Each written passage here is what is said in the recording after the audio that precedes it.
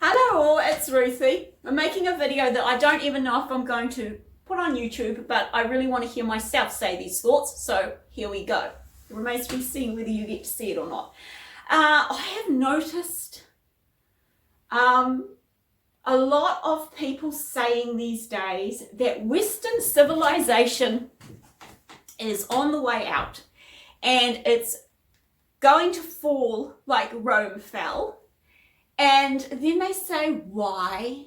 Why is it falling? And there are a few reasons, which I don't want to discuss, but I do want to discuss one of the reasons, which they're very, very fond of harping on about.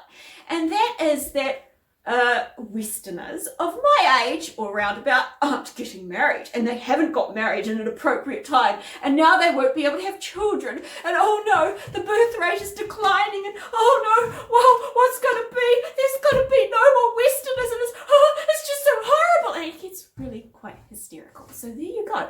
As a wrecker of Western civilization, being that I have never been married and I have never had children, I thought the world would like to hear a comment from one of these civilization wreckers known as an unmarried woman. Although they think that unmarried men are civilization wreckers too. So, you know, all civilization wreckers are welcome to hear this video, provided the only way you're wrecking it is you're not getting married and having children. There are the societal wreckers I don't want to deal with. But it got me thinking, what is the saddest verse in the Bible?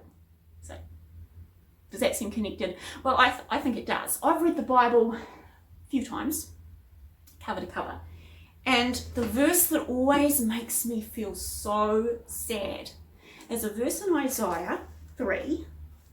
And you guys, you talk about a civilization that has fallen. This civilization has lost everything. They don't have a judiciary anymore. There's no justice. There's no food security. It's a ruin. It's a heap of rubble. It's absolutely terrible. This country in Isaiah is completely and utterly destroyed, and people are desperate. And here's the verse that makes me almost cry every time I read it because it's so sad. So it's in Isaiah 3, and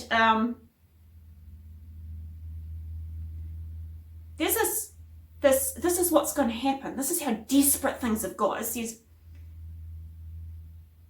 when a man lays hold of his brother in his father's house, saying, you have a cloak, you shall be our ruler, and these ruins will be under your charge. And in that day he shall protest, saying, I will not be your healer, for in my house there is neither bread nor cloak. You should not appoint me to be a ruler of these people.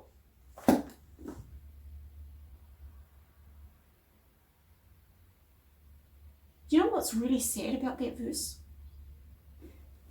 It's not that there's no food. It's not that poverty has got to such a degree that wearing a cloak marks you out as being top of the pile and the natural ruler. It's not the deprivation. It's not the poverty. It's not the physical lacking. The devastating thing about this verse is that this man thinks it's about food. He thinks it's about clothing. You know what he should have said? This is how this should have gone. When a man lays hold of his brother in his father's house, saying, you have a cloak, you shall be our ruler, and these ruins shall be under your charge. Now, where it says, in that day he shall protest, saying, I shall not be your ruler, for in my house there is neither bread nor cloak. Then he should have said this. We have a big problem. We have a huge problem. And I do not have a solution. And I do not have an answer. But I know where to get an answer. And we are going to gather and we are going to call to God until he gives us an answer. That is why that is the saddest verse in the Bible, because in the whole of this ruined civilization, no one knows where to go and get an answer. You guys, I don't believe Western civilization is over.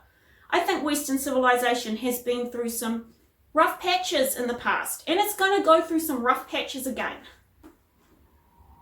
But there are problems. There are big problems. And yes, it's very, very hard to get married. It's very hard to get married and find someone to have children with. And yes, a lot of us are getting older. And yes, we don't like getting older. Of course we wanted this sorted years ago. I don't actually think my generation is nearly as selfish and anti-family as we're made out to be. We just don't know what to do. But you know what? We do know where to get an answer, because we're not like the man in the book of Isaiah who thinks it's all about bread or it's all about cloaks. No, we have an answer. We have a place we can go to get an answer, and that is God. And I was reading again in the Bible, and I was reading in Proverbs 31 about the virtuous wife. But here's the thing. Becoming a wife doesn't make a woman magically virtuous. She would have been virtuous before she was a wife. So this applies to anyone who's not married. And it says, so interesting, it says that she is clothed with dignity and strength, and she laughs at the days to come. And that, you just got to think about that, laughing at the days to come. What does that mean? It means that she, and I would say this is good for men too, is not overly preoccupied with the problems in the future. Because how can you do that? Because she has got her heart absolutely stayed on God, and she understands that regardless of what happens, it's all going to work out all right, because God is the one that is in control. It says in the book of Amos that God is going to pour out a hunger across the land, not a hunger for bread or a thirst for water, but a hunger and a thirst for hearing the word of the Lord. I think that we are rapidly approaching that point in the West, because to a large degree, we're pretty good at amassing the physical stuff in the West. And I'm not saying that people don't struggle, and I'm not saying there aren't issues of poverty. Of course there are. We need to have compassion on that. I'm just saying that a lot of the stuff we see in the West today that is very, very frightening, I think it's actually deliberate. And I think it's coming from God to push us to a point that we start to value the spiritual with the same level of enthusiasm that we value the physical. Because, let's be honest, you guys, us Westerners, we're pretty materialistic. We like stuff. We like physical stuff. It's just, it kind of does it for us. And that's fine. I don't think that's a problem. But I think what we're learning collectively as a civilization at the moment is that there are things in life that money and science and power just can't really move the needle on. And if those things have been exhausted, where do you go? Well, you have to go where the guy in Isaiah didn't know where to go. You have to go to God. Because, you know, man does not live by bread alone, but by every word that comes from the mouth of God. And this is where we've got to go. We've got to start tuning in and listening to God on these issues. So on the subject of people not getting married and not having children and just getting older and older and older, and it's bloomin' scary. It is bloomin' scary as you watch those birthdays just keep going and you think, oh my goodness. That's the opportunity to pull up courage and faith from the inside and just pull it up and say, you know what, I don't know what the solution is, but I know who's got the solution, and it's God.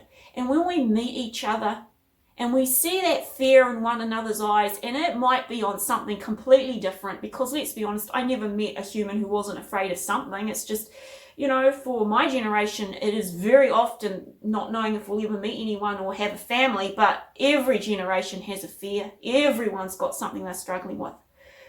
When we meet each other and we see that fear in one another's eyes, let's not get stuck in with little stories about how Western civilization is over and we're all doomed and it's terrible, because, guys, that's not really helpful. We're not big, powerful people. We can't really do anything, but what we can do is we can be like this chap Jonathan, who was David's best friend. And it says in 1 Samuel 23 that Jonathan helped David find strength in God. And that's what we need to do. That's what we need to start doing. We need to start encouraging each other that it doesn't really matter what's in the future. It doesn't matter what comes in the future, and it doesn't matter what doesn't come in the future, because we have a mighty God, and we have a God who can do miracles, and he can split the sea, and he can provide manna in the wilderness. And if he's withholding getting married from a whole lot of people, he knows why he's doing it. I don't know why he's doing it, but he knows why he's doing it. And I will say this, on the subject of not being able to have children because you've got older, isn't it an amazing thought that our generation will have to have 3 things to conceive a child? Previous generations needed a father and a mother, but we will need a father, a mother, and faith. And that puts us in the same category as all of the Jewish matriarchs, all of the women that started this book, that started something which, you know, it's still affecting society today. This is our hope and this is our light. So when you're afraid of what's happening to civilization, and when your friends are afraid, don't be like the man in Isaiah chapter 3 who said, I don't want to deal with it. I don't want to be a ruler. I don't have resources. I don't have answers. You be like Jonathan in 1 Samuel, and you help your friends find strength and courage in God, because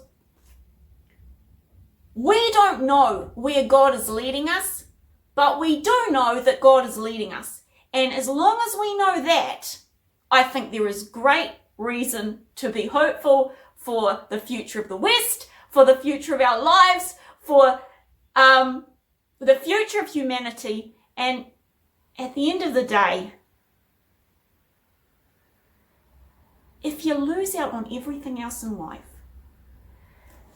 but you find a way to connect with God, I still think that makes you a pretty huge winner.